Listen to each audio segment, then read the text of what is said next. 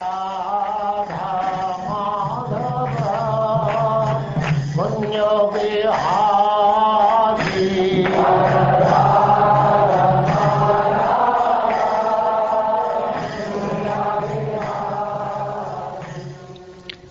now Chapter 2, Daksha curses Lord Shiva.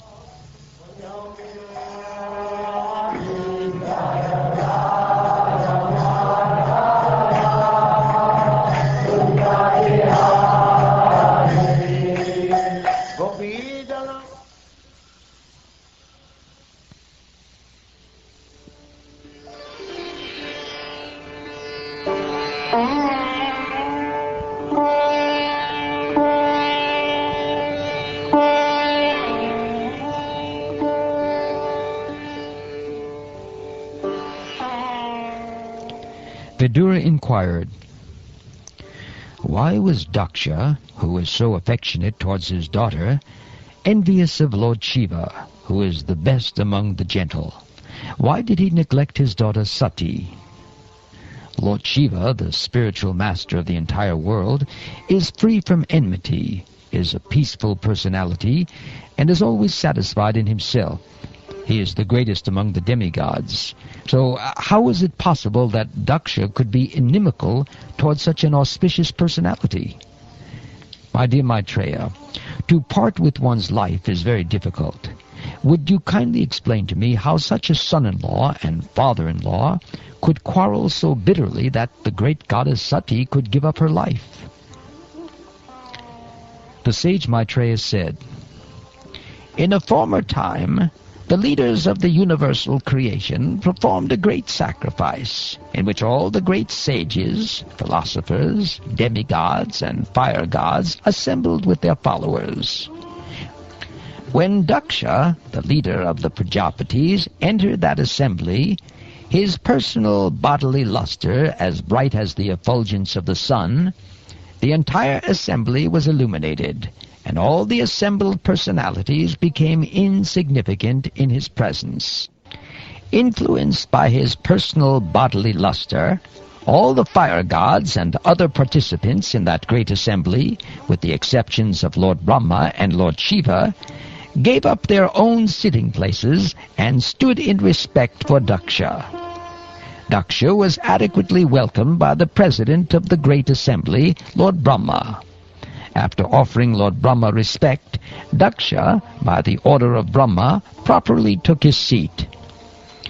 Before taking his seat, however, Daksha was very much offended to see Lord Shiva sitting and not showing him any respect. At that time, Daksha became greatly angry, and, his eyes glowing, he began to speak very strongly against Lord Shiva. He said, all sages, Brahmins, and fire gods present, please hear me with attention, for I speak about the manners of gentle persons. I do not speak out of ignorance or envy. Shiva has spoiled the name and fame of the governors of the universe, and has polluted the path of gentle manners. Because he is shameless, he does not know how to act. He has already accepted himself as my subordinate by marrying my daughter in the presence of fire and Brahmins. He has married my daughter, who is equal to Gayatri, and has pretended to be just like an honest person.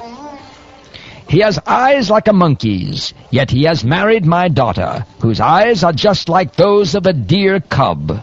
Nevertheless, he did not stand up to receive me, nor did he think it fit to welcome me with sweet words. I had no desire to give my daughter to this person, who has broken all rules of civility. Because of not observing the required rules and regulations, he is impure. But I was obliged to hand over my daughter to him, just as one teaches the messages of the Vedas to a Shudra. He lives in filthy places like crematoriums, and his companions are the ghosts and demons. Naked like a madman, sometimes laughing and sometimes crying, he smears crematorium ashes all over his body. He does not bathe regularly, and he ornaments his body with a garland of skulls and bones. Therefore, only in name is he, Shiva, or auspicious. Actually, he is the most mad and inauspicious creature. Thus, he is very dear to crazy beings in the gross mode of ignorance, and he is their leader. On the request of Lord Brahma, I handed over my chaste daughter to him, although he is devoid of all cleanliness, and his heart is filled with nasty things.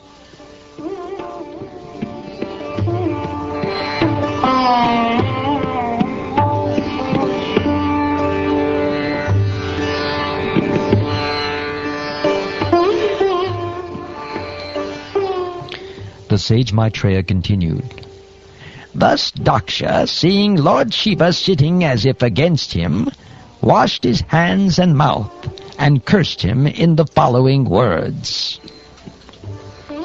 The demigods are eligible to share in the oblations of sacrifice, but Lord Shiva, who is the lowest of all the demigods, should not have a share.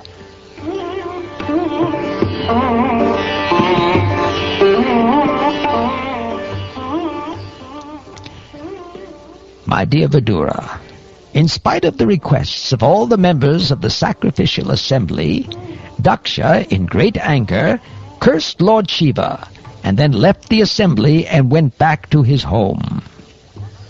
Upon understanding that Lord Shiva had been cursed, Nandishvar, one of Lord Shiva's principal associates, became greatly angry. His eyes became red, and he prepared to curse Daksha and all the Brahmins present there who had tolerated Daksha's cursing Shiva in harsh words. He said, anyone who has accepted Daksha as the most important personality and neglected Lord Shiva because of envy is less intelligent, and because of visualizing in duality will be bereft of transcendental knowledge.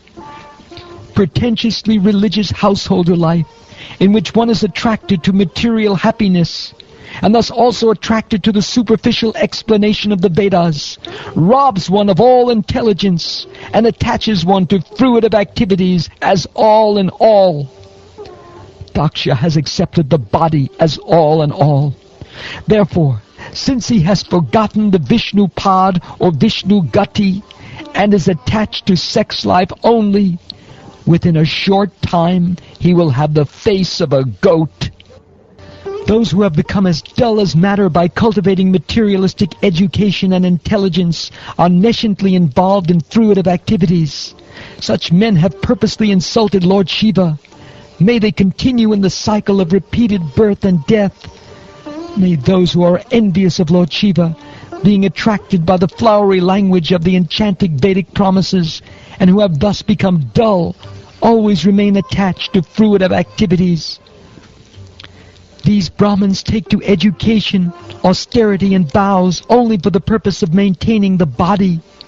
They shall be devoid of discrimination between what to eat and what not to eat.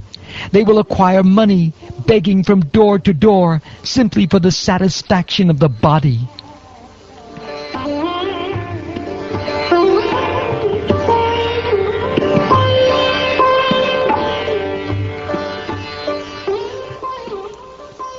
Maitreya said, when all the hereditary Brahmins were thus cursed by Nandishvara, the sage Bhrigu, as a reaction, condemned the followers of Lord Shiva with this very strong Brahminical curse. He said, one who takes a vow to satisfy Lord Shiva, or who follows such principles, will certainly become an atheist and be diverted from transcendental scriptural injunctions. Those who vow to worship Lord Shiva are so foolish that they imitate him by keeping long hair on their heads. When initiated into worship of Lord Shiva, they prefer to live on wine, flesh, and other such things. Since you blaspheme the Vedas and the Brahmins, who are followers of the Vedic principles, it is understood that you have already taken shelter of the doctrine of atheism. The Vedas give the eternal regulative principles for auspicious advancement in human civilization, which have been rigidly followed in the past. The strong evidence of this principle is the Supreme Personality of Godhead, who is called Janardhan, the well-wisher of all living entities. By blaspheming the principles of the Vedas, which are the pure and supreme path of the saintly persons, certainly you followers of Bhutapati, Lord Shiva, will descend to the standard of atheism without a doubt.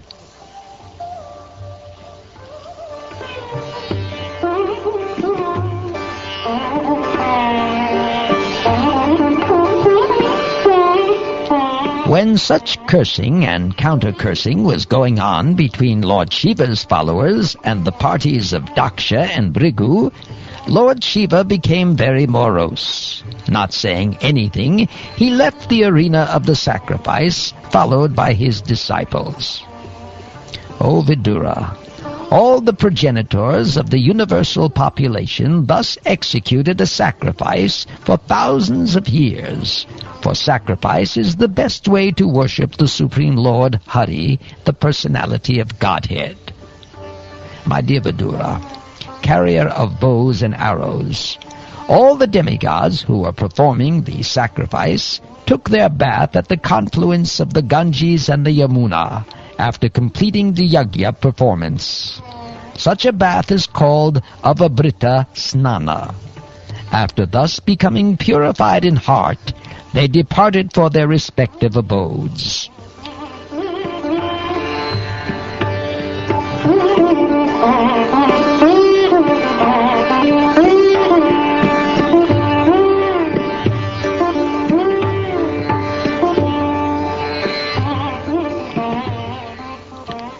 Thus ends the second chapter of the fourth canto of the Srimad Bhagavatam, entitled Daksha Curses Lord Shiva.